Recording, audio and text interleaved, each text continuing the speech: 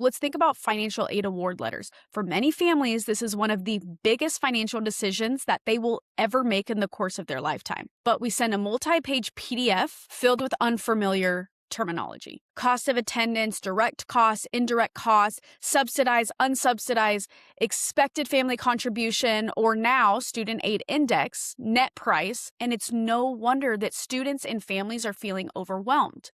The information they're receiving is accurate, but is it understandable? And does it meet students and their families where they're at? Let's think about admissions. We celebrate sending an acceptance letter, but students are asking, can I afford this? Will I belong here? What happens next? And these are very emotional questions. But higher ed professionals often answer them with administrative language, sending emails, sending flat static texts and PDFs.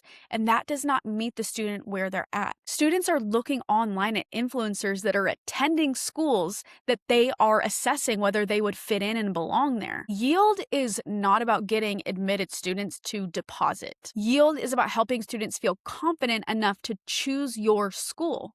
And confidence comes from clarity. This is actually one of the reasons that I became so interested in higher ed technology is because at Idomoo, when I now work with colleges and universities, we're studying how do people, and specifically Gen Z, engage with communication. And the findings that we have are data-backed. They want communication that feels personally relevant to them. Our latest market study at Idomoo found that 80% of consumers want more video communication from organizations. Gen Z prefers personalized video over generic video by an 8-to-1 margin. Consumers are 4 times more likely to prefer personalized video over generic communication. So let's think about what that means for higher education. Imagine a student received something like this.